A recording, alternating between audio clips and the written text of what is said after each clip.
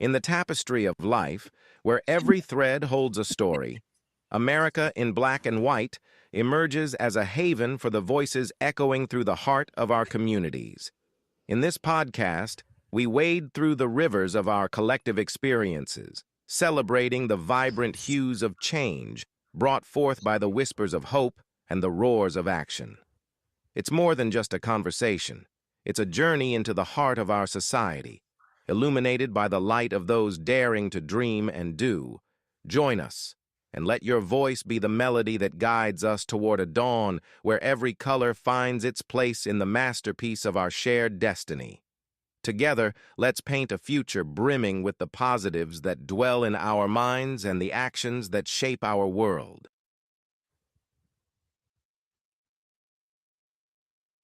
Good evening, family. Welcome to another illuminating episode of America in Black and White, where we honor the voices, victories, and visionary leadership shaping the future of our communities. Tonight, we sit with a man whose life's work stands at the intersection of healing, advocacy, and transformation. In a world where health inequities continue to challenge our collective progress, Dr. Leon Maultsby has committed his career to ensuring that marginalized communities are not just seen, but served, supported, and empowered.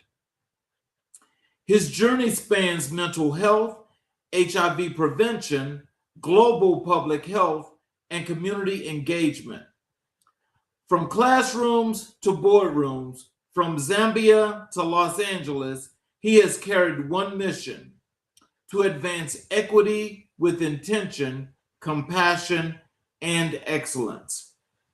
He is a healthcare executive, an educator, a Lean Six Sigma Black Belt, a social work practitioner, and a champion for Black communities, LGBTQ plus individuals, and immigrants.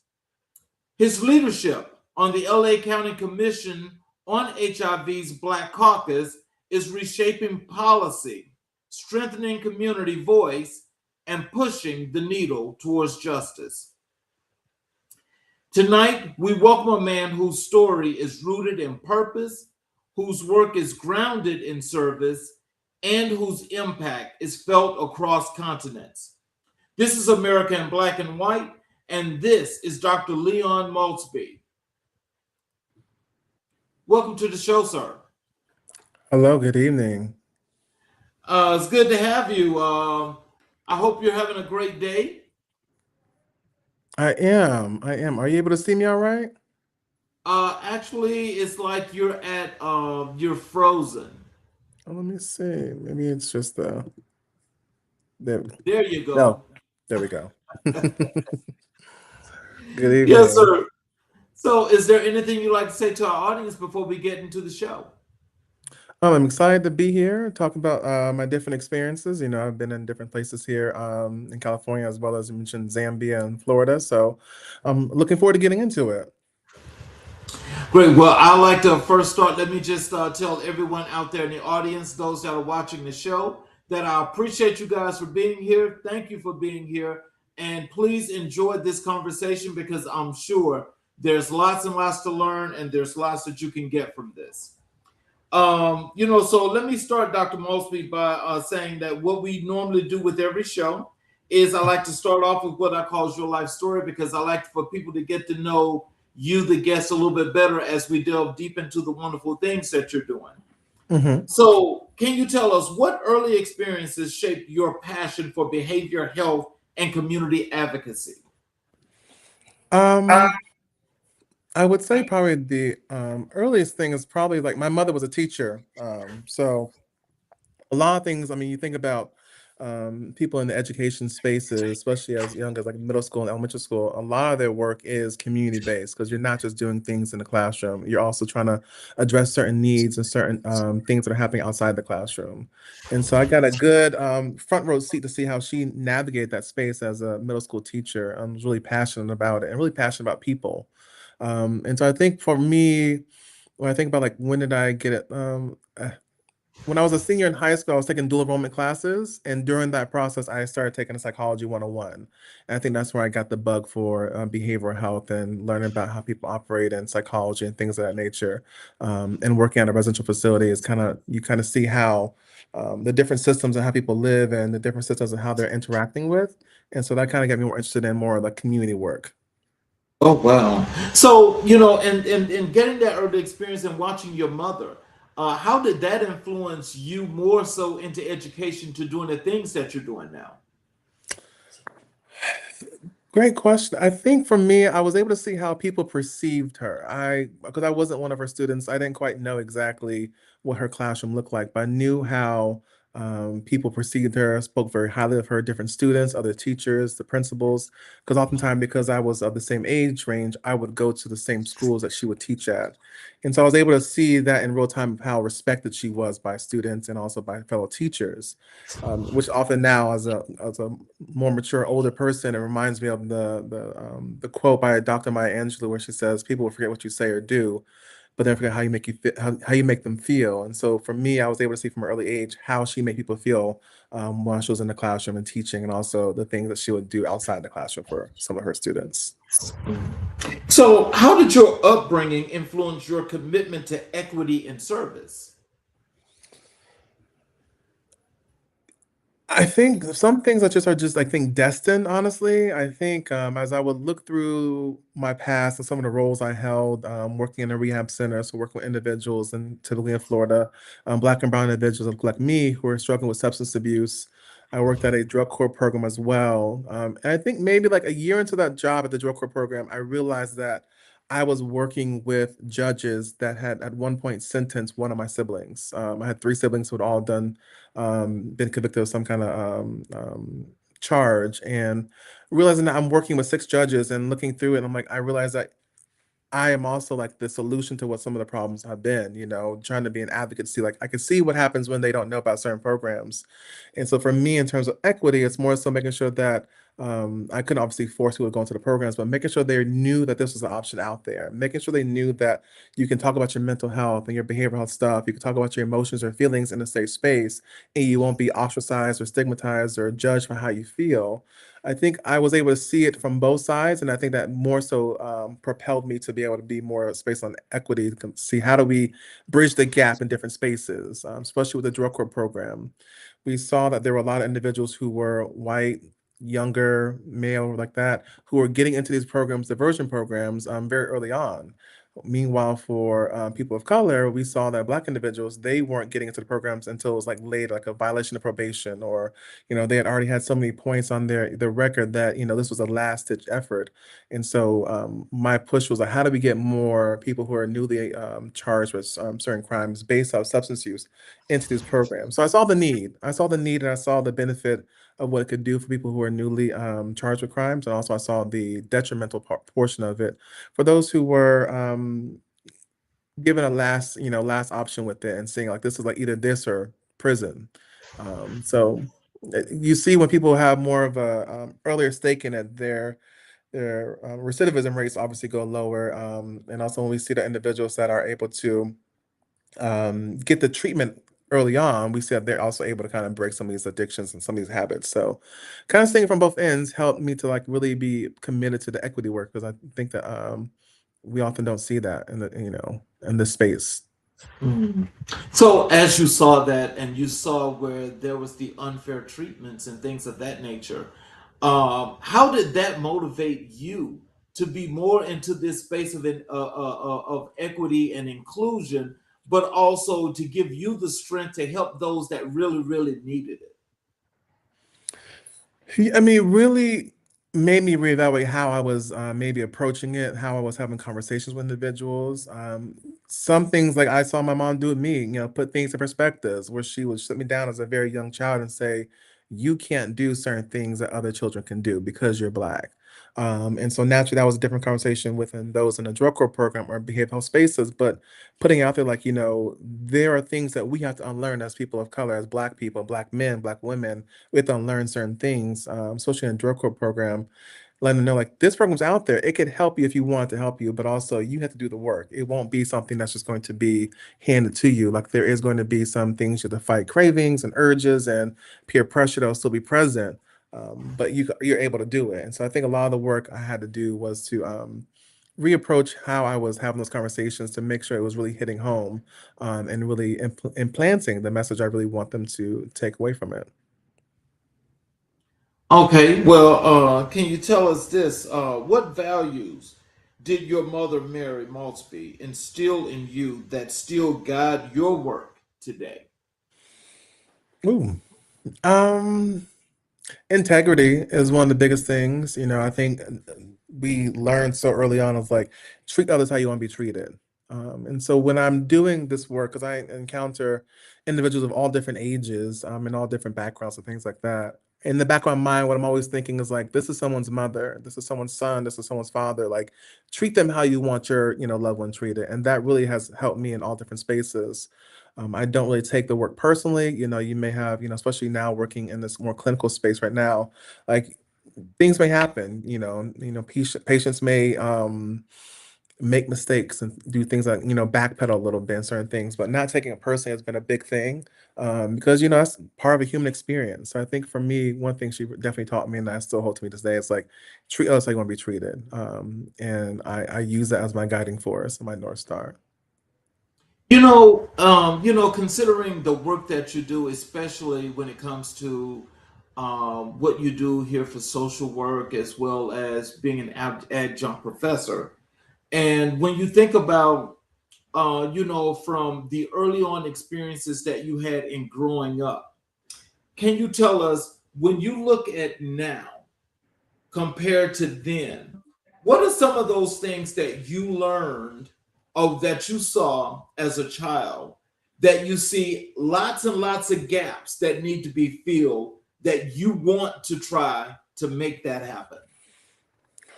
Ooh. Um, I would say probably one of the biggest gaps is mental services early on. I think right now, I've been encountering and seeing a lot of individuals who may be so far into the cycle of their, mental illness that it's hard to come out of that. And they may have already burned bridges. They may have already like been disassociated with family members. So it's harder because you really need a support system. A lot of the patients I talk to now, in my current role, is one big things we talk about is like, who's your social support? And oftentimes they don't have anyone. I would say it's like 50-50. Either they don't have it or they don't lean on the folks that they do have in their circle and their spaces. So I think more a quicker access early on to mental services, more conversations around it to destigmatize it. We think about how do we destigmatize things like HIV and mental health and all the different things that are plaguing really the Black and brown communities. It's through having these conversations because people don't know what it necessarily looks like, and so oftentimes if we don't know what something looks like, we're also scared of it because it's so taboo. So bridging the gap with that, I think also. I would say the education system, I think, is another thing. I think oftentimes, obviously, we're in this new world of AI and things of that nature, which I'm not against per se. I think it's a great tool. But I do think that, seeing things academically, even, s- sorry, seeing how things are operating in the spaces of like, how students are taught to critical think, I think has been shifted a little bit. Because before we used to have to think on ourselves. Right now we have some support.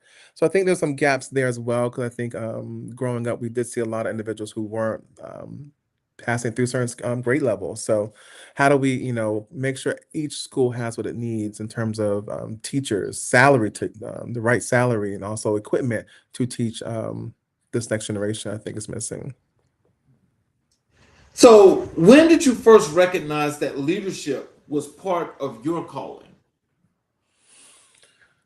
I would say 2016, 2017, and it really stemmed from I was kind of exhausted from having like managers who could not support me. I knew what I needed, but I also knew I wasn't getting what I needed from the particular managers I had. I felt like I wanted someone who could, if I wanted to take a week off, I could do that and not have to worry about my work piling up or who was to take on my workload. So I'm not coming back to triple or quadruple the work before because now it's, no one's been attending to it. So I was also in positions where no one quite knew what I did, but I still had managers. So when I kept seeing that, I was like, well, I want to find a way to change that. And so I got my first opportunity working at a nonprofit to be a program manager. And really, what was my guiding force with that? I was like, what did I want my previous managers that I never got? So I allowed that to lead me in the different spaces. So I was more attentive. I was doing one-on-one sessions with the staff. I was also trying to make sure that we were leveling up the staff. So if there are things they want to work towards, how do we accomplish that? That was my main focus. 'Cause I realized I wasn't getting that as an employee. So I was trying to kind of be the change, as we have to talk about with Gandhi, that I wanted to see in those spaces. And once I got a taste of like leadership and realizing that I could be part of like the think tank to get certain things done, and that was more not for some people. For me, it was more impactful because I could then encourage the staff to do the different things, and we can cover more ground as opposed to me being one person trying to do it as an employee. So I saw more power in it a little bit with leadership, and also the ability to kind of cultivate and build up staff to where they may have started at one position when they one part when they got there at the job, but how do we elevate you beyond that to really see your potential? So that was, kind of getting a taste of a little bit of the nonprofit only propelled me forward from there to kind of see how do we think of things on a bigger scale. So, what challenges did you face entering the healthcare field as a black man? I would say on one as a black educated man, there was a lot of barriers. I think there was my early spaces when I was working at the first I worked in a hospital in Florida, a lot of condescending things that I would get from different staff as well. Again, I my structure, who I report up to, is very different from some other staff because I was more so in charge of the legal process, and so I would get a lot of very condescending messages and comments, and having to negate that. I would also say that one thing was like imposter syndrome hit very hard. By the time I started working in healthcare spaces, I'd already had my master's degree. I'd already had years of experience in healthcare already. And I don't know if there's ever a time where you think like you're really ready for something, ready for a position, ready for the responsibility. And I remember when I started that position, it was in August of 2015, no, August of 2018, that the persons that were training me on my third week, they wouldn't be there. So I would be in charge of this entire process for this week. And kind of like my previous manager, she was transitioning to a different role. So I knew I had limited time, and I knew something was going to happen that week that I wasn't going to be ready for. And it did. And I was able to navigate it very seamlessly, I feel like. And we were able to get everything situated. I called on resources. I'm very resourceful in that capacity. I remember calling different hospitals around the area to kind of see and kind of like compare how they would handle a situation. That role was really based on some of the mental health law in Florida. So naturally, reading the law and statutes was really my big resource as well, and how I interpret it as well. So yeah, imposter syndrome as well as condescending behaviors. Also, I was very young. I mean, I'm still very young now, but I was very young to be in that role. And I remember at one point, my director at the time asked me how old I was, and he prefaced with saying, "Well, you're not gonna get fired because you still work here, but I'm just curious." And I told him my age, and he was like, "I'm double your age," and I was like, "Yeah." And he didn't know. I mean, I'm obviously can't tell him this, but I'm 6'2", and so like I guess the way I carry myself, and obviously like the bald head, I looked much older than I was at the time. So those are two main things I faced coming into healthcare spaces. Yeah. So, how did your academic journey shape your worldview and professional identity? Um, I think my academic journey was really an homage to my mother. My mother, she graduated with her master's degree in education, and so growing up, I knew I obviously wanted to go to college. I knew that at the bare minimum, I should get a master's degree to match what my mother did because she set the bar there. I don't know if I saw myself getting my doctorate in behavioral health as an adolescent, as a young adult. That wasn't really on my bingo card, if you will. But I think what it has allowed me to do is see different spaces. So from my psychology bachelor's degree to healthcare administration to see how, especially at the time I did my master's, first master's, to see how to handle things as a leader, healthcare administrator, as a leader. What do you do with the budget? What do you do, when there's a crisis with the hospital? What do you do in these moments? How do you quickly think? How do you come to a solution really quickly? How do you stand out in the room and listen to all perspectives and then make an informed decision. So I learned that through the practical sense of the academic process. Then also working within hospitals, I was able to apply that. And so that was really beneficial to make sure. And I really was able to use that at the hospital because I was able to be in the room with the lawyers and be in the room with the psychiatrists, social workers, and they're looking for me for advice on how to deal with situations. So at times that could be very nerve wracking because it's a lot of pressure, but I was able to really tap into that because academically it prepared me for the hypotheticals that I would have faced professionally. And again, the integrity of just making sure you do the best into what you can do. You know, you think things through, you make sure everyone's getting what they need, but the same token, realizing that you also could make mistakes too. So how do you navigate that space was a little tricky, but I think academically it prepared me through a lot of the different scenarios that we would face in the classes, especially my doctorate program. So, what moment in your life felt like a turning point toward purpose? The first moment, I would say, when I was working at a rehab center, I was there for 10 years. And so I started working there when I was 20. And there was a particular patient who was, she was, I think, I want to say she was like 16, 17, a very smart individual, but she was also taking like dual enrollment classes. So while she was on the same unit as like middle and high school students, because of her age range, she was still in classes with them. So she was still in a unit with them, although because they're the same age. And so I remember she looked at me one day and she was like, Mr. Leon, what do I need to work on? And I was like, you know, I think you need some humble pie. I think that you have a space to where you know you're on college campuses, but also here you are just like the rest of your peers. You know, academically it doesn't make any difference between the two of you all. And so we would have really detailed and challenging conversations sometimes where I was trying to like really push her to be more humble. I mean, it wasn't until years later where I saw her back at the administration office, and she had said that I was one of the reasons why she was still sober, and how she was teaching classes locally, and also how she was um, doing the AA groups for the young adolescent girls then. So I realized in that moment, like you don't always see the fruits of your labor in the moment, but sometimes the years later where it comes back and reminds you of it. So that was one of the biggest things where I was like, you're in the right space, you're doing the right work, and your method is working and effective. So, how do you stay grounded while navigating high impact, high pressure work? I don't take it personally. That's one of the biggest things I don't do because that can make, you know, things so stressful, or more stressful, I should say. I also have a good support system. I have good family and friends. When I actually need to get some advice on something, whether personal or professional, I have a good network of people I can contact and kind of ask certain questions to.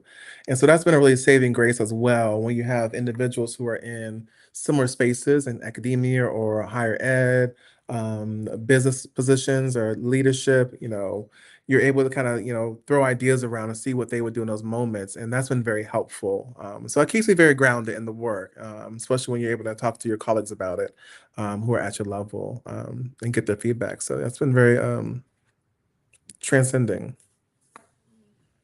So, what role has mentorship played in your development? Ooh. Um, I don't know if I've had like direct mentors. I feel like for a lot of different works I've been doing, I've been kind of like forging my own little path.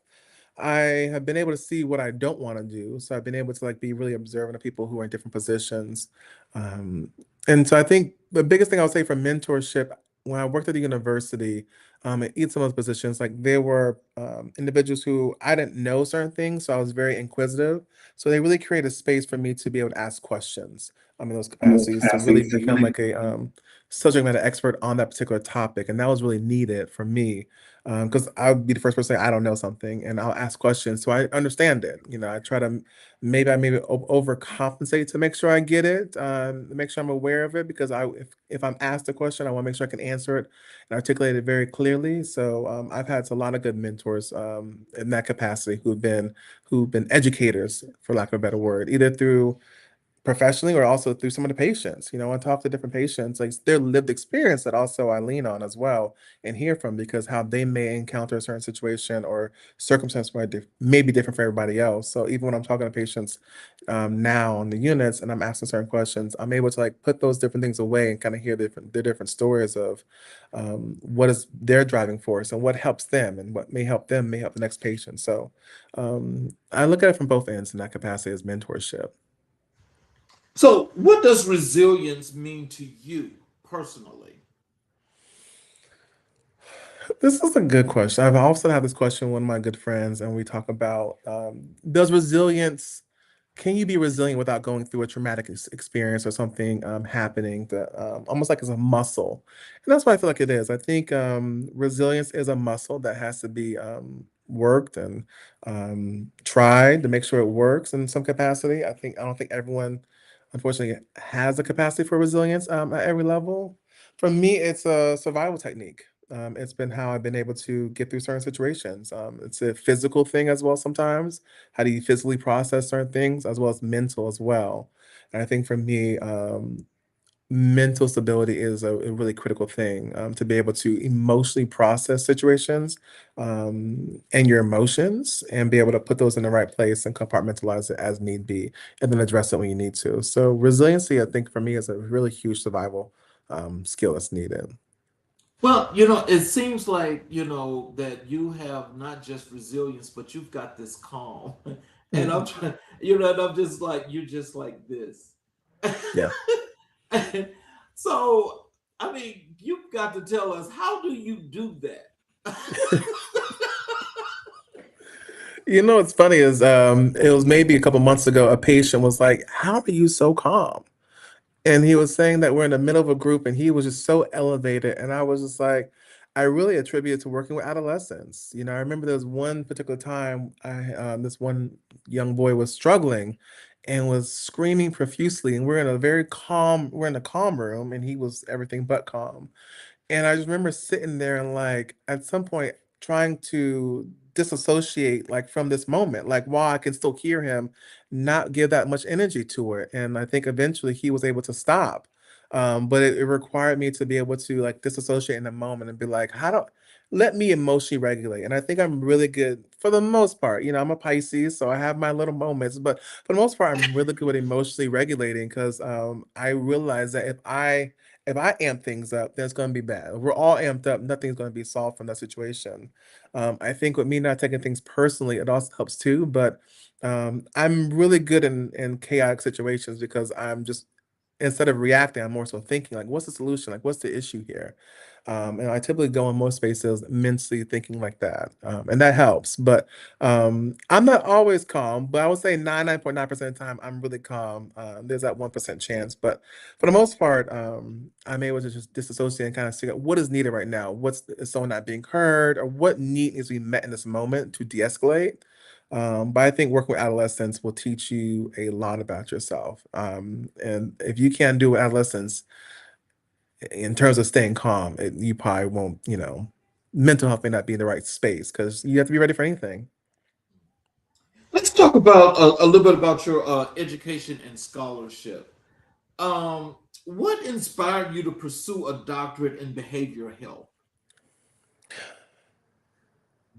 It may have been, as you asked earlier, what were some of the barriers of getting into the healthcare spaces? I think for me, it was I saw that white individuals were being promoted, and white individuals who had less credentials were being, sought after for different roles. And I felt like I already knew what I was talking about in terms of the court process and the legality of the my role, but I wanted to be an expert in that particular topic and that particular space. And when I was looking for a program, I didn't just want to find anything, but I found a program that really merged what I was doing. It was integrated behavioral health. So how do you, merge behavioral health with primary care settings, and how do you meet the needs of these patients with these two different arms of medicine? And so when the pandemic hit, and I was like, well, what else am I going to do? And the program came up. It was through Arizona State University. I was like, this is a good opportunity. And so I felt like after doing the program, I would have the capacity to be an expert in behavioral health and how you integrate also some clinical pieces as well, but also be able to take on those roles and do advocacy and policy work that look like what I wanted to see change in the spaces. So that kind of propelled me for the program and it kept me going over the course of those, 4 years. So, how does your psychology background inform your leadership style? It really informs on how I interact with people. I also realized, and when I was especially at the university, you would know it, but also I guess processing the fact that when you're a leader in a department, in an organization, you're not looked at as being human. You know, obviously they know you are human, but like it's not like, oh well, there's consideration because you have other things you have to do. It's like no, like it's almost like I can't come in today, figure it out. And it's now you're left to scramble. And so I feel like my biggest one of the things most proud about working at the university was how I was able to shape the culture of the staff there. It's still different things. Also, like, you know, you have to change how people perceive their role and make sure they have some buy-in for their role. But also, how do you interact with other people as a unit and as a group? And how do we work and hand off things? So I think the psychology degree has helped me to be able to better communicate with individuals, know when I need to step back and let them speak and kind of hear what the need is and try to meet them where they're at as an employee relationship, and also make sure they feel affirmed because that's I mean they also say people don't quit jobs, they quit managers. So I wanted to make sure that I wasn't the manager that was not listening to them, and the psychology degree helped me with that tremendously. So, what motivated you to pursue a Master of Social Work at this stage in your career? I wanted the clinical experience. I've always considered the social work degree, and I was also thought I would be good with in the clinical space, but I had a different perception of what the social work degree would do. I think early on, when I first started working at the rehab center, I thought of the social work as just someone doing 1 hour sessions with patients, and that's it, or 2 hours a week with a patient and their family is additional hour. And so I didn't see the global impact that a social work degree would have. And I have a best friend who he has his master's in social work and he's a licensed social worker, and also he has a doctorate in community college education. So our experience was very different because I mean he was in a clinical space, so I didn't have like the full space of knowing the really the big social justice arm that social work comes with as well, in addition to clinical. So you really can be in different spaces and how it also can inform policy. And so last year, I actually applied for the program last year around this time and got into it for the fall and deferred for a semester. But I figured it was time for me to kind of get more in these spaces for clinical expertise. And also, I feel like a lot of things I'm seeing as a black man, as a black gay man, I think that we need more to take up more spaces in the therapy space. As a black individual, I want to be. I'm not sure exactly what that looks like when I'm done and what kind of population I'll work in. But I also want to be a representation of what it means to provide that service. Well, let me tell you, I think, you're definitely exemplifying and being that is what you want to see. But I want to ask you, do you think that maybe that you're going a little bit too hard and too hard in the paint, maybe, because, like at some point, when you actually are putting up all of these top programs that you're in, and you have to be so meticulous and detailed in each. How do you have time for yourself? Good question. When I was in my doctoral program, I definitely made time. I was very intentional about making time for relaxation, and friends and family. So I was definitely intentional about that. This program, it's a shorter program, so it's like I'll be done next May, and also it comes with internships like that. So right now, I have to get more creative because my time is more limited now. But I find small things to be able to do certain things. So I still make time for myself. And I think I've been very fortunate, even with this, like I have to do an internship with this master's program. I have an internship that's really flexible with my schedule. I'm able to do certain things and do the things I want to do. So I think when your work is driven by passion and purpose, like it's easier to kind of get out of bed and do it. If I was at a site that I wasn't really bought into, and I actually had the opportunity to go to a different site actually before I chose it, I could see that I would be in that space where I'm like, it's a struggle to get out of bed, a struggle to go to this, this site every single day. But I'm really passionate about my work, so that definitely helps. Passionate about people, so but I also recognize that it's also a short-term program. If this program was 3 years, I probably wouldn't have done it. But it being 16 months, I'm like, I can do that. It'll be over before I know it. So that helps to push me forward with it to where I can still balance a personal life. So when you think about psychology, Mhm. you know, and with this comparable part of what you do in social work, can you tell us what is it about psychology and the relation to people and your advocacy work that makes you stay so focused and so driven and stay at the top of your game? Um, Psychology for me is really like the study of like obviously the mind, how people operate, and being able to see that connection with social work because then you see how people operate as an individual and also how they behave in different communities that they may be part of, the different systems, and we learn about that in the social work program. Is really interesting. You see how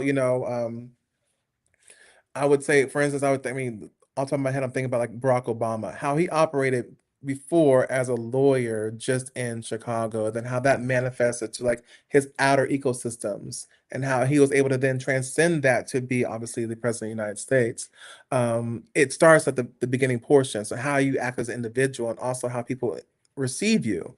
And so I think when I'm doing this social work program, I'm also seeing the different capacities, intersections with social justice, policy, and clinical stuff, psychology is at the heart of all of that. So when you're actually interacting with the community and the people that you're working with when it comes to your advocacy work, can you tell us, like when dealing with these individuals, what is your approach to these individuals and what are you seeking to get as a result of your interaction?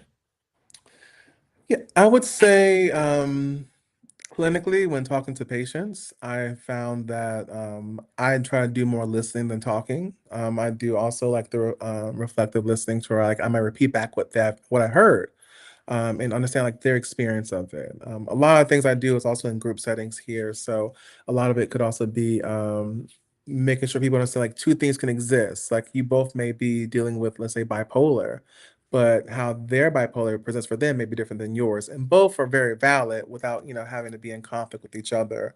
So I'm mindful of that, of just being a listening ear. 'Cause I think a lot of times a lot of patients want to be heard because sometimes they're not heard, or people are intentional to kind of understand how they operate and how their mental health may impact how they operate. Well, I think it's one of the work I did with the Black Caucus. We've done several listening sessions over the course of the last 2.5 years, with different demographics and different people, from trans women to intersex men to non-US born immigrant communities to the faith-based community, to non-traditional providers. And most recently this January, we did the final one with the youth. I feel like in all those spaces, people want the same thing of like being heard, but also the opportunity to tell their story and tell their lived experience. Oftentimes, we think about, you look at a tombstone, you see like the birth year and their passing year. That dash is like their lived experience, and that's really impactful for a lot of individuals. And a lot of times, people want to share what their experience has been. And so, I think with listening sessions, I've done the Black Caucus in the community in Los Angeles. A lot of it is like they want to share their story and their what they've gone through, because it matters. And, that's how we continue our legacy on. So I feel like being heard and passing on one legacy through storytelling are two different things I have found is needed in those spaces. And I try to be that for individuals and give them that space to do so. So how do you integrate academic theory with real world community needs? Through the data, we see naturally the academic portion will kind of tell you like best practices. And so understanding that while that may be, have been studied, obviously tried and true, not all of it will apply exactly to the practical sense when you're trying to implement it. And so taking it in strides, so just not almost piecemealing, but trying to see, let's say, if this particular I would say one thing I'm looking at now is organizational assessments. We know like these things have been studied academically, how these things operate, but also understand like this whole like I'm looking at now one assessment in particular, like this won't apply for the setting I'm in now. So how do you modify this and or how do you find a different one? So looking at the data to see exactly what this is best used for, and maybe not the whole thing may be best for it, but portions of it. And so I think piecemealing in that capacity is critical to understand like not everything's going to apply. We think of a lot of things within the Black and Brown communities. A lot of theories, even clinical theories, aren't really applicable or haven't really been studied to its full degree with people of color, Black individuals. And so letting that be the guiding force behind it as well, and understanding that there are other things at play that may impact it, that have several conversations about clinically as well. I'm going to ask this question first, but I'm going to come back to a follow up on that because that's a really good point that you just made there. Yeah. What do you believe is missing from traditional healthcare education? Patient stories. I think whether it's a clinical degree or admin degree, I think having more patients' lived stories shared in those academic spaces.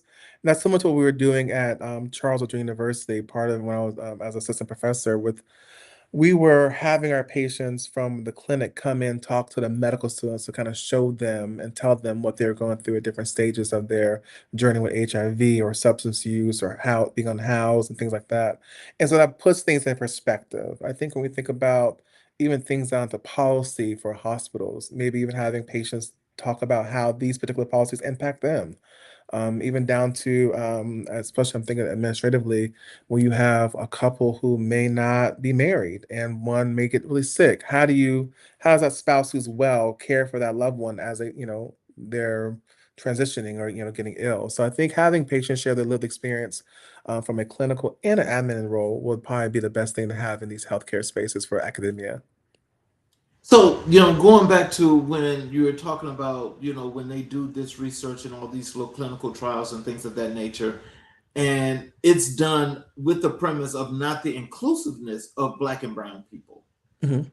And so when you see the different things that are happening, all of these synthetic drugs that they're creating now, that's really have got worse side effects, okay, than the good that they supposedly do. How do you actually have the conversation or have the sessions with those people that sometimes have to go on these different drugs, but then also if you think about it, when you think about how it could adversely affect them in the worst way, how do you control that and get that in and sync it to the way that you're comfortable? Yeah, I think a lot of the times, I mean, it's really having the conversation with the patients, understand like it should be anytime they're talking to a provider, a prescriber, it should be a collaborative effort. They should be well informed about the medication, side effects, be very forthcoming what other medications they may be on or substances they may be using, to then allow that prescriber to then make the best informed decision for them in terms of like, we think we recommend this particular drug regimen, if you will. But that patient should be well informed about what the side effects may be of that medication, and how that may impact them. That's, I mean, the same thing we see in clinical trials. That informed consent process should be very detailed. And so patients should have autonomy to know, like, if this is my only option, then that's one thing. Maybe also get a second opinion. But at some point, some medications have a side effect, and I really can't do anything much about that. But understand like the pros may outweigh the cons. And so in that situation, having that conversation was really critical. And obviously, especially in the healthcare spaces, hospital spaces, having a social support, like a therapist or social worker there to kind of bridge the gap to kind of see where that patient is in terms of their readiness is critical as well. So how do you teach students to approach health equity with empathy and strategy? One thing I know with to really be immersed in the community they're in. When I worked with the medical students, and we were talking about the obviously health disparities in that particular area. We pulled some of the data from LA County to see in this particular area what were the most common causes of death. what conditions were they, what like lifestyle choices were there. There's a lot of different things that are in the particular area that people can utilize as a resource. So one particular portion I remember was like, I feel comfortable walking down the sidewalk in my neighborhood. And I think only maybe like 35% of people said yes to that. So even seeing that as a provider, that you're able to then say like, well, maybe that we're in an unsafe area, or these patients feel like they're unsafe in these areas. That may also come into this clinic space. This may also come into the provider's office. So how do we make sure we see this person as a whole person, not just a piece of it? They're not just here to treat their hypertension or their diabetes or even like their HIV or obesity. We're here to treat them as a whole person. What referrals can I provide you? You said you felt unsafe in this particular area. Like, how can I provide you with social services to get you housing, or is that something you're looking for? So I think looking at the whole person, I think sometimes people and providers look at them just what you're there to treat, your chief complaint, but you're more than just that chief complaint, what brought you to the hospital, and allowing providers to think outside the box in that capacity. What is the most rewarding part of being an adjunct professor? Just that, maybe providing the opportunities to then have these aha moments with some of the students has been really enriching. Things they wouldn't consider, think about. Being able to show how we may have had a very complex patient and how we're able to get that patient's needs met has been really nice. The questions they have, and just like you could tell when people are happy and enthusiastic about what they're talking about, because the questions will come up and you're able to kind of like almost like volleyball and see the ball go back and forth. You kind of have that with the academic spaces and really kind of like flourish that when they're curious about that. So curiosity is really a beautiful thing with students, and being able to water that. So, how do you prepare students to work with marginalized communities? Bringing them into the spaces. We were fortunate to have certain patients that really were advocates for the particular condition, so they felt very comfortable coming in there and talking to some of the students. And so I think that's one of the biggest things. I think also sharing with the patient, like, these patients are no different. The students think, they may. You often see sometimes like the worst scenarios in certain areas. Like, you think of the merch room, you think of like a psych crisis unit. You see like the very severe cases, but that's not for everybody. But also, you never know what someone's going through. So I always try to make sure we ground the students in knowing that like these patients have a lot going on before they come through the door, and so treat them as such. And it also, we have to talk about how it starts at the reception office. And so if that bad experience in the reception office is, if that experience in the reception office is bad, when they come back to see the nurse, when they come back to see the provider, it's going to be even worse. That patient may be livid, or they have checked out and not really trying to buy into the healing process. So being mindful of that and like understanding that these patients are just humans, and they need the same level of attention and care we want to give our loved ones as well. What innovations in behavioral health excite you the most? I would say there's been, and it's not really an innovation, but I think there's been a bigger push towards talking about mental health, probably since the pandemic, in the Black community. We have a lot of Black individuals, Black celebrities who are talking about, their depression, their anxiety. Most recently, we saw Lil Nas X come on his social media live and talk about how he was diagnosed with bipolar, and what that looks like. And I think sometimes we are so quick to write individuals off. And so I think the fact of sharing stories makes things less taboo.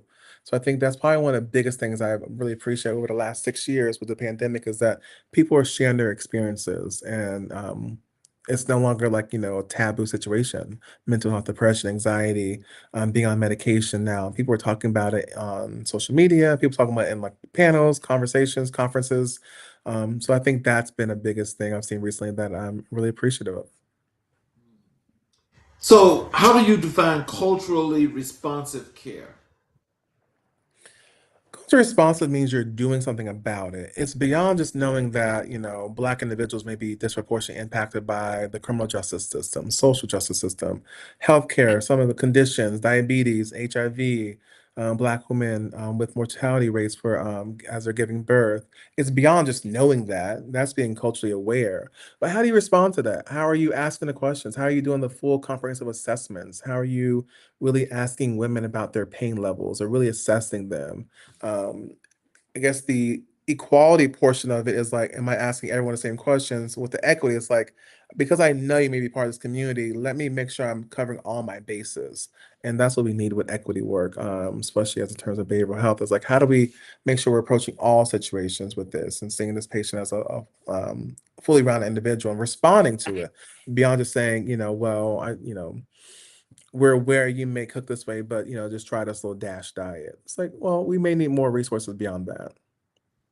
So, when encompassing all of these wonderful things here, especially what we just talked about here in these last 15 minutes here, can you tell us how does that fit into the work you do as an advocate? Because being an advocate, we know that that's like, oh my God, that's like being the savior. I'm sorry, I don't want to take that out of context, but you know what I'm saying, because that's like being Yes. Jesus Christ. And so when you're doing this advocacy work, and you're working with the community, in the best way, you know. And I think some people don't take advocacy that serious. They just want to say, "Oh, I'm an advocate," but they can't really speak to it. Yeah. When you're doing this, like, what is it that makes you get down into that real grit, that really let people know I'm here for the long haul and I'm here for you, and this is why? I think what I see the impact of when we don't push hard for certain things. We all can't have the same causes. There's some things that I may not be passionate about that other people they pick that up and they run with it. Behavioral health has been a long thing for me for at this point almost 2 decades. And I think what gives me the grit for advocacy is like understanding that me not doing something can cost people lives. Having these conversations really expands people's minds and mentalities. I know often, even like last year, I lost my cousin to suicide, and so even thinking through that and his circumstance, and as I processed that passing with grief and all the different things, I was able to realize like there was so much legacy there, so much story there, but also like mental health is really really real. So we don't share these stories, we often miss these opportunities, and we never know me sharing something about how you become intentional about having conversation with people and holding space with them can save someone's life. And so we often think that it has to be this big grand gesture, but sometimes it could be as simple as pick up the phone, or if you have the intuition to call someone or check in on someone, to do that and not allow these frivolous things like work and other things like get in the way of real human experiences.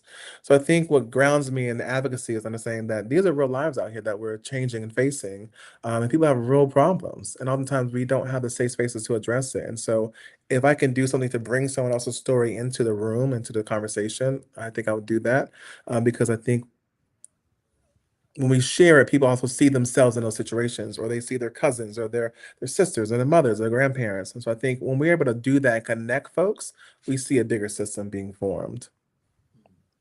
Let's talk about your work as an adjunct professor. What teaching philosophy guides your classroom?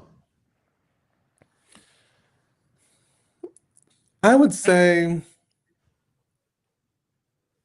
one thing I'm also like I press upon the students, especially with talking because a lot of everything I do with the students has been around sexual health, HIV, Prep 101, People First Language, things like that. And so I think having the spirit of curiosity has been a big thing. I was like, you never can assume something. I know I had one staff member one time share with the students that she forced her doctor, although she's been married to her husband for decades at this point, to ask her about her sexual history. Because the doctors assumed because she was married, that was just her one partner. So I often try to impress upon the students is like have a spirit of curiosity. Let that lead you. Don't just take certain things at face value. And you never know. You may see someone else. You may see someone like me, dressed in a suit, obviously beard, bald head, and may go by she, her pronouns or they, them pronouns. Like you never want to assume. So you always want to ask questions. So having a spirit of curiosity to ask questions to get as much clarity as possible so you can treat that patient in the way that they need to be treated, medically and personally. How do you bring lived experience into academic spaces? Hmm. That's true. It's a few folds. I know a lot of times during faculty meetings, being a younger individual on faculty within the university, I would bring my lived experience as a student in terms of like as we'll talk about how do we market to students, how do we get more students in these spaces. So I would bring my lived experience of like what I would perceive as someone who's younger to want to see on a campus or kind of experience as a student. And how do we make that happen? From social media to events on campus, so I'd bring that experience as well. Academically, the same thing. I would often share, when appropriate, different experiences I've seen in different hospitals, different community settings, into the classroom settings to provide one, the theory, but also the practical sense of how it may look for them. So kind of both. Applying that was very helpful, and they're able to ask questions, and we're able to kind of engage in some really good dialogue with that and see how um, it gets impacted. So, what do students often misunderstand about public health or behavior health? With behavioral health, I think people misunderstand like the nuances of some conditions. People think, oh, because you're depressed, it just means you're sad all day. Or they're misusing the word depression. A lot of students think, oh, well, I just had a bad day, or I failed a test, I'm depressed. It's like, well, you're not clinically depressed. You just had a bad day. Like you can have a bad day. A bad day doesn't mean you're depressed. I think also with public health, there's still this notion that certain conditions are only for certain people, and not realizing that there are men, women, black, brown, Hispanic, white, of other races who are living with these conditions, and are also more at risk for some of these conditions. I think that's also missed with a lot of the students is like they think that that there aren't like white individuals with heart disease. Everyone is impacted by these different things. It really depends on when we look at those social determinants of health. Obviously, like where they're living and residing at also impacts on that capacity as well. So how do you assess all of that? But I think a lot of people still think that there's certain conditions only for certain people, and that m- mental health and behavioral health is just black and white, that there's no gray area in there or like nuances with the conditions, especially when you talk about like complex traumas, complex PTSD, how that might show up. And also like when you have different things at play, like anxiety, depression, and bipolar. How do you navigate that? So I think they just see a lot of things they see on TV and they don't know like it could look very differently in practice in real life. Well, I want to tell you this.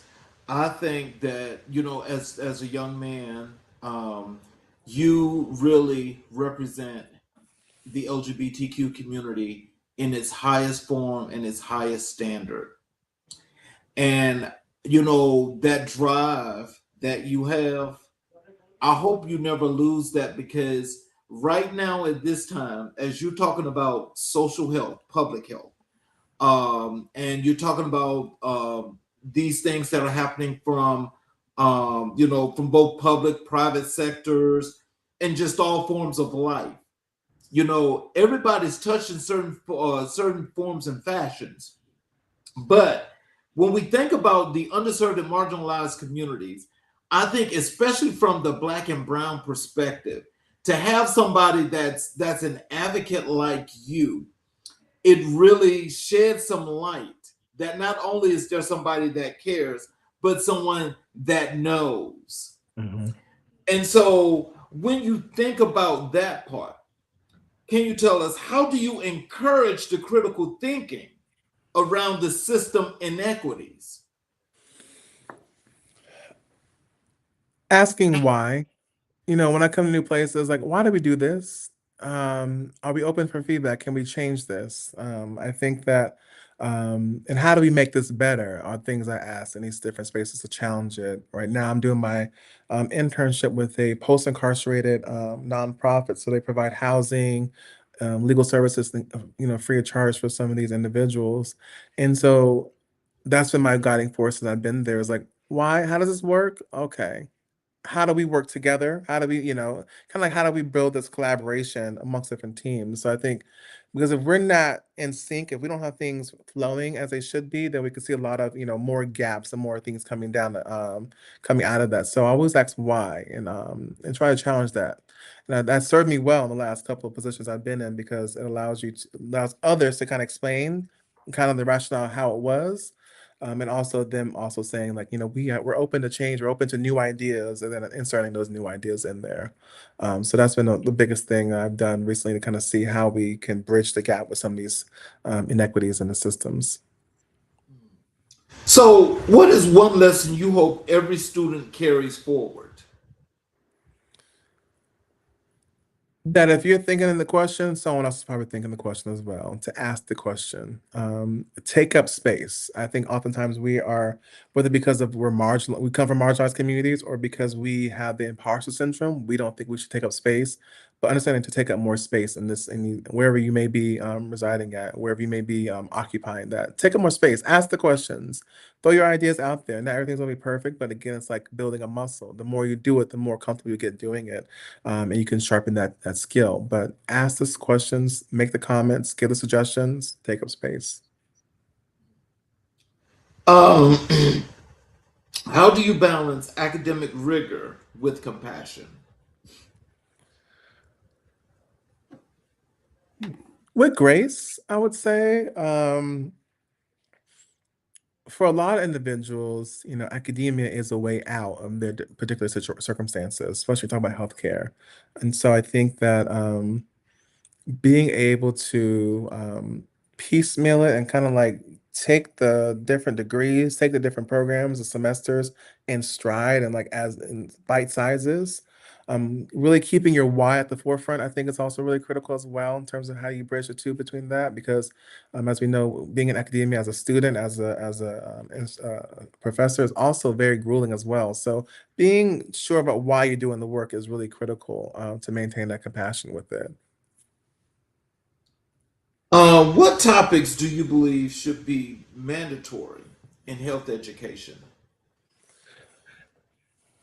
Topics in health education, I would say how housing impacts health, mental and behavioral, so survival techniques. Really things around sexual health as well, from a universal perspective. I think sexual health is really critical.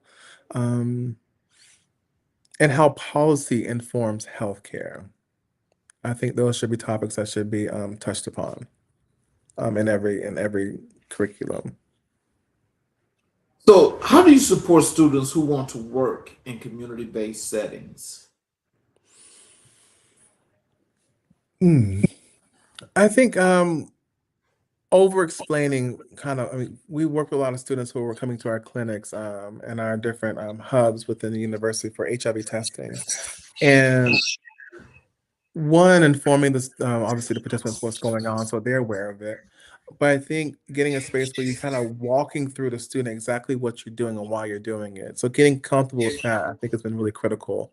So they understand the why behind it. So um, then they can ask questions. They can ask the why questions and how does this operate in this capacity questions, to where they can be better informed as well.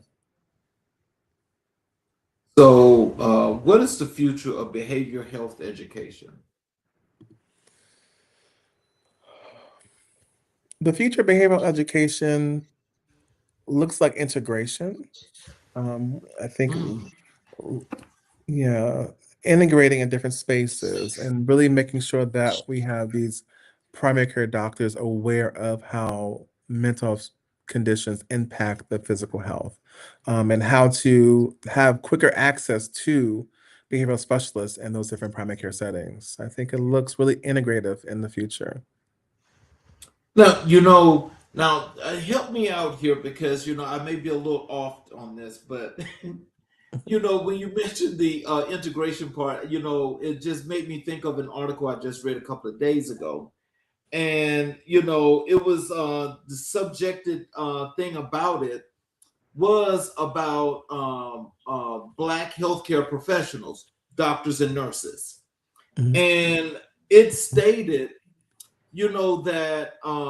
that this unbelievable system here in America has done a thing to tarnish professionals that are on the ethnic side of the different parts of healthcare, and how it's still to this day is still affecting not only the patients but those professionals, and as many of them get into it, it seems like a lot of them are not completing this.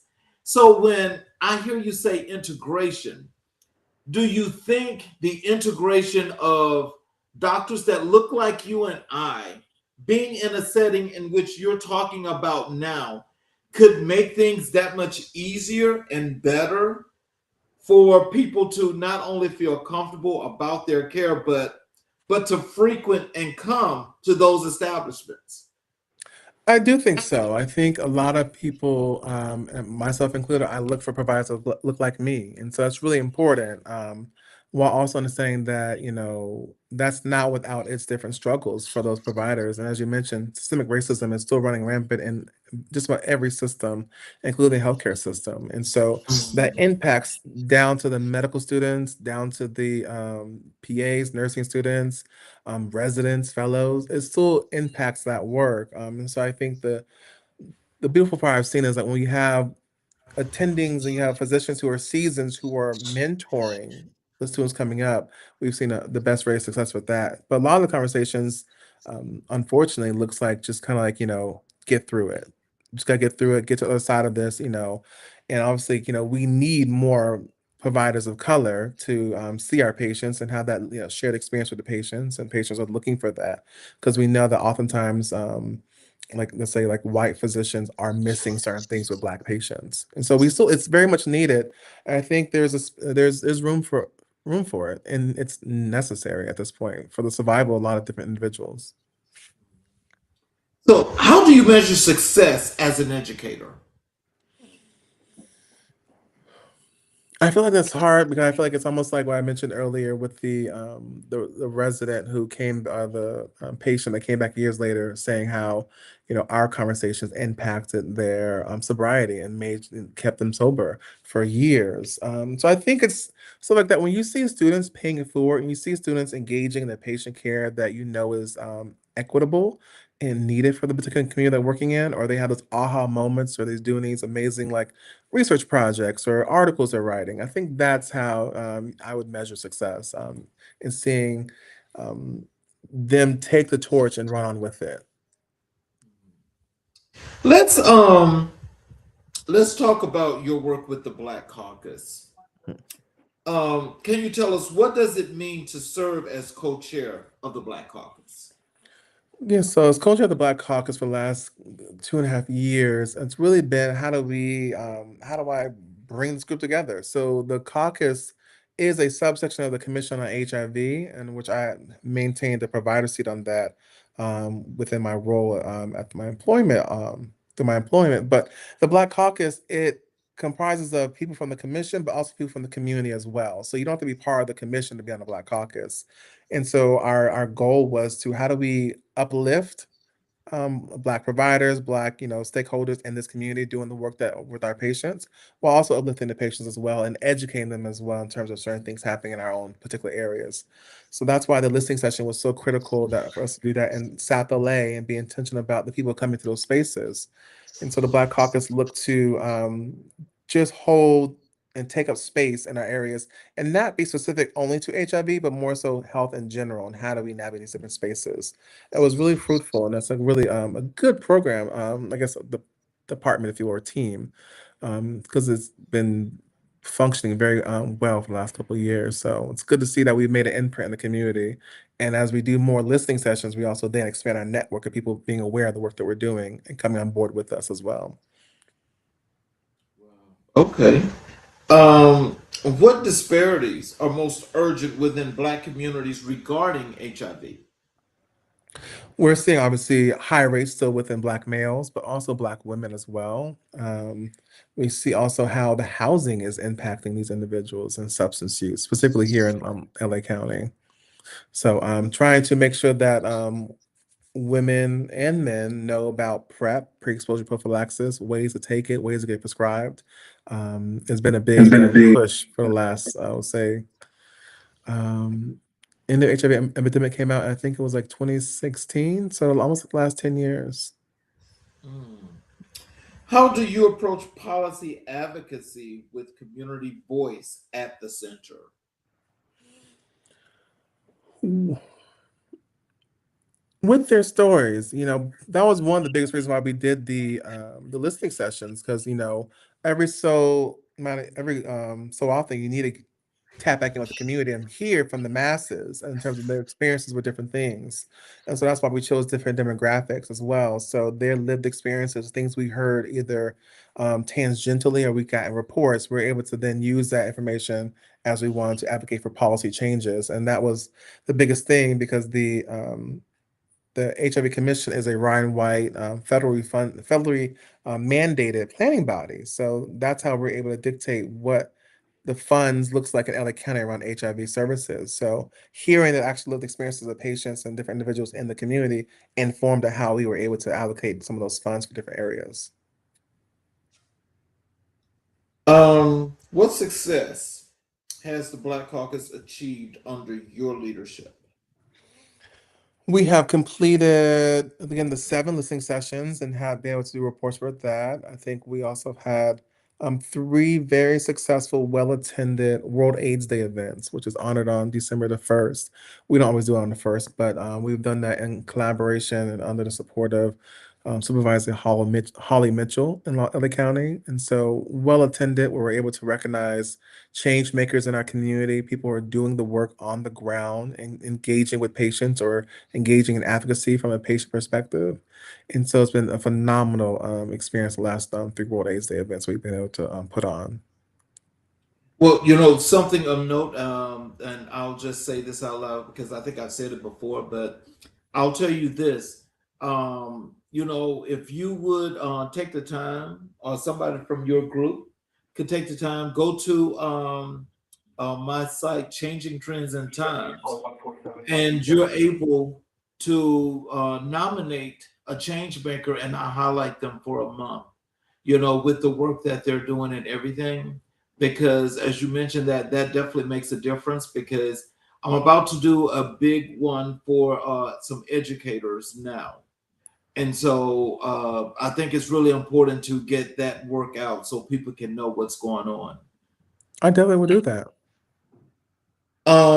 Can you tell us how do you build trust with communities historically harmed by healthcare systems? One, I mean, acknowledge the harm that's been done.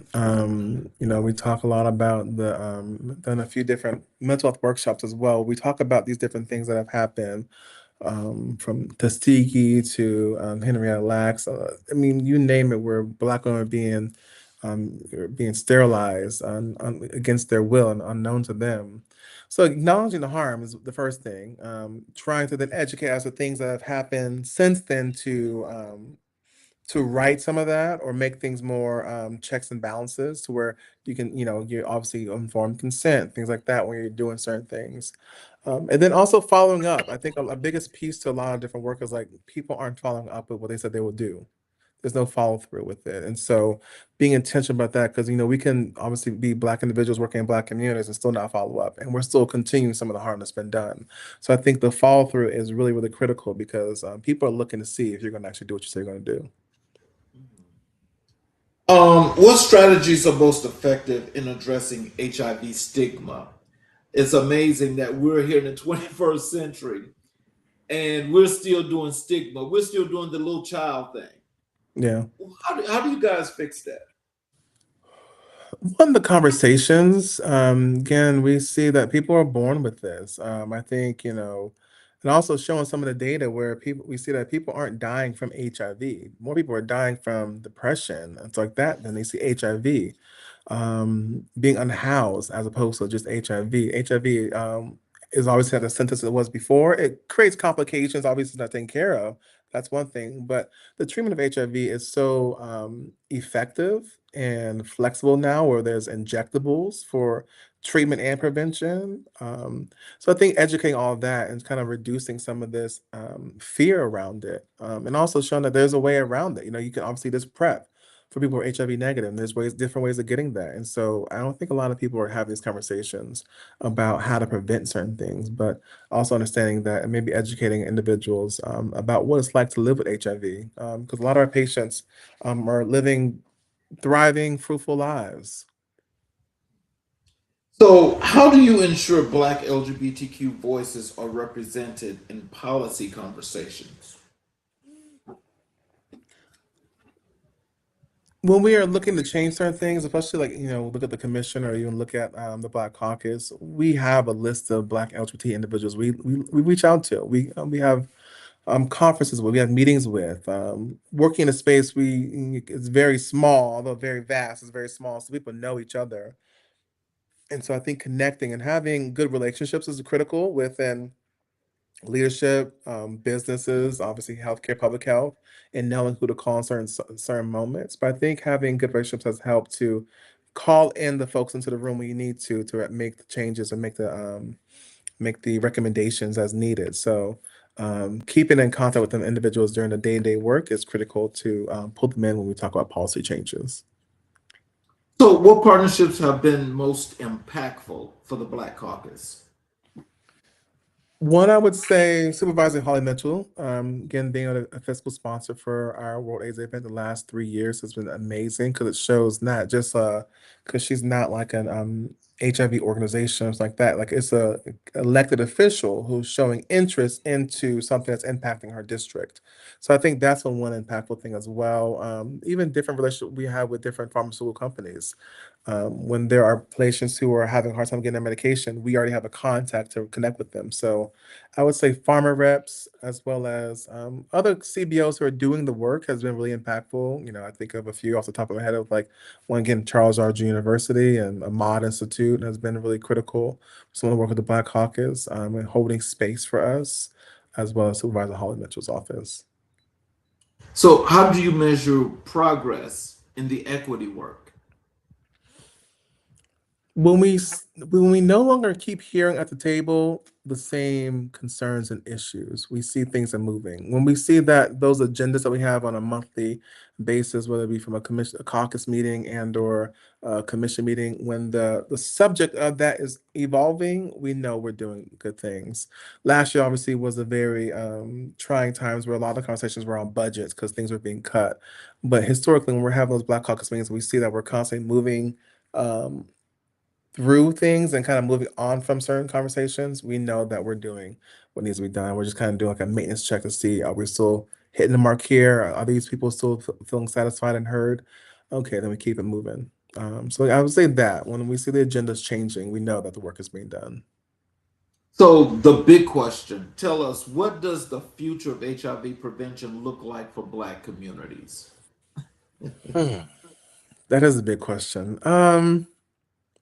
I'd say it looks hopeful. Again, we have so many advances out there, and I think that even recently, as I'm in a social program, I'm also been thinking about some policy specific things I want to kind of like start throwing out there and kind of see how to make certain things happen. Obviously, not look at the cost effectiveness of it all as well. But I'm hopeful because a lot of these resources are free of charge to a lot of the patients. We think of the pill formula prep or injectable. Now we have twice a year injectable shot for prep.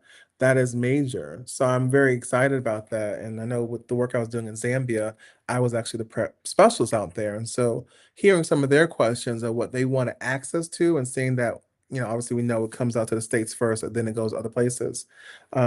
Seeing that this is what they've been asking for, even though across, in Africa, I think I'm really hopeful about that. So I think it's gonna be good.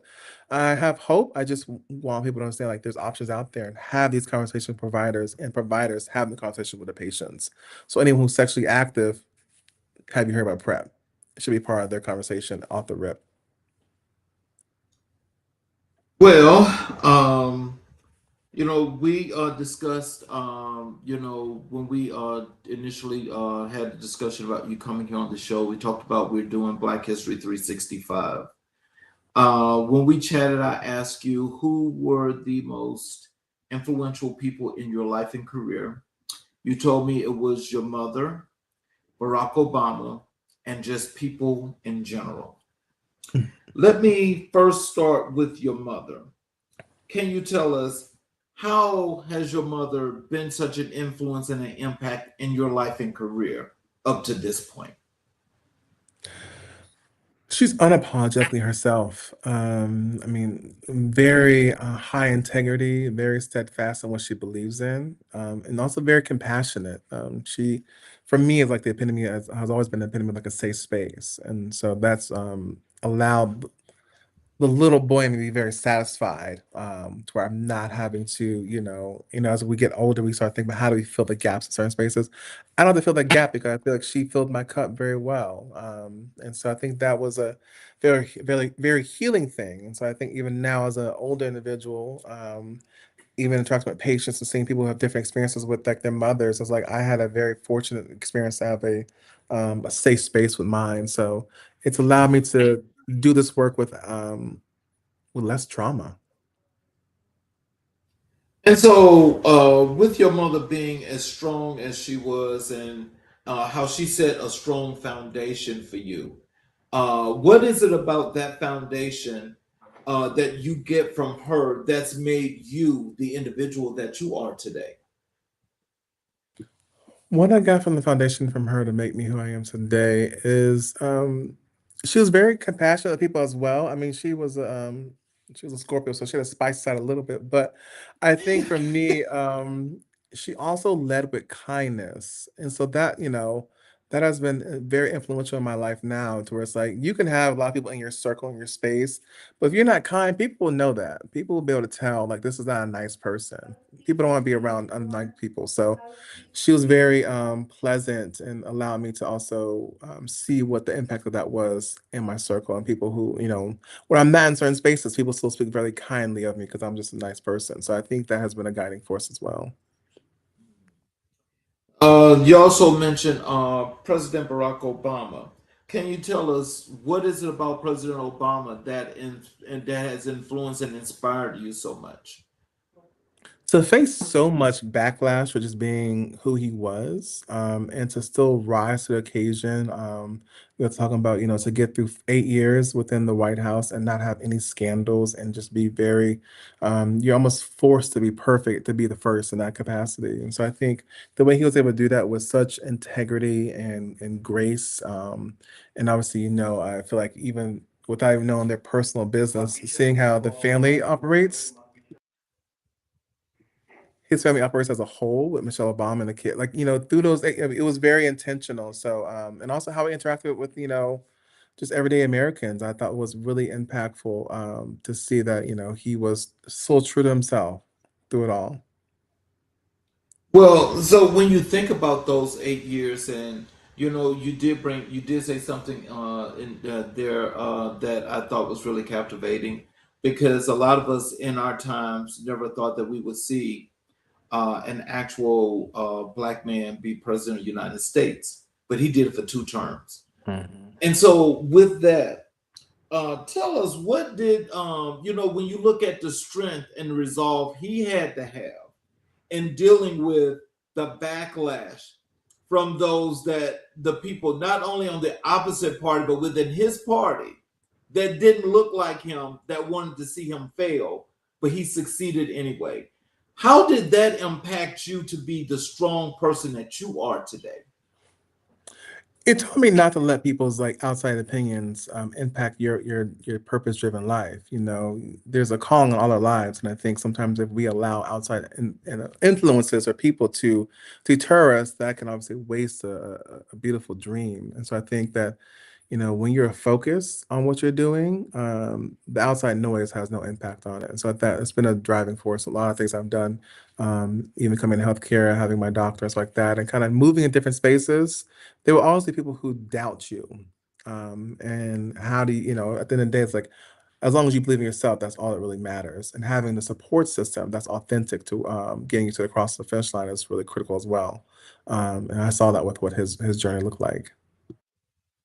So tell us about the influence of the people. How is it that the people influence you so much? You I mean, good energy is good energy. And I think that when people appreciate the work that you do, it really speaks volumes. And I think it just shows that you're on the right path. Again, as I mentioned, I've gotten compliments on just like my energy, my aura. And that's like, people always ask, like, what are you passionate about? what kind of job do you want to do? My answer always is like, I just want to be engaging with people. As long as there's people involved with it, I can do it. It could be oncology, it could be HIV, it could be heart disease, it could be behavioral health. As long as there's a way to interact and kind of have these human experiences, that's what drives me forward. Because then you're able to see in real time the people's lives that you're changing.